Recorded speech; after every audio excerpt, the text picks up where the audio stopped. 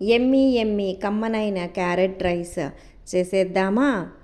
కడాయి పెట్టుకొని అందులో 3-4 table spoons oil వేసి, ఆయిల్ హీట్ అయిన తర్వాత ఒక 1/4 టేబుల్ స్పూన్ ఆవాలు, కాస్త జీలకర్ర, ఉద్దిపప్పు, శనగపప్పు మీ పిల్లలు తినేదాన్ని బట్టి వేసుకోండి.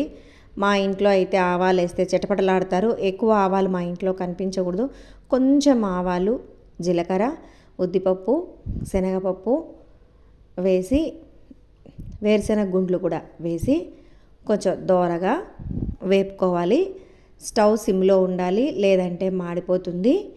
జీడిపప్పు కూడా వేసి వేపాలి. 2 పచ్చిమిర్చి చీరి పెట్టుకొని అందులో వేయాలి. కాస్త కరివేపాకు వేసి వేచిన తర్వాత ముందుగానే మనము క్యారెట్ని తురిమి పెట్టుకోవాలి. ఇప్పుడు తురిమి పెట్టుకున్న క్యారెట్ని కూడా వేసాము. ఒకసారి అన్నిటినీ దోరగా వేపాలి. క్యారెట్ రైస్ పిల్లలు ఖచ్చితంగా బాక్స్ ఖాళీ చేసుకొని వచ్చే రెసిపీ ఇది. పడేయకుండా స్కూల్లో తినేసి వస్తారు, నాది గ్యారంటీ. చిటికెడు పసుపు,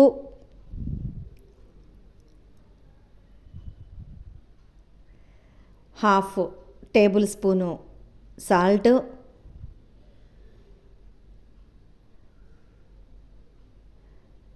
హాఫ్ టేబుల్ స్పూను సాంబార్ పొడి. ఇక్కడ రహస్యం ఇదే, సాంబార్ పొడి వేయడమే ఇక్కడ రహస్యము.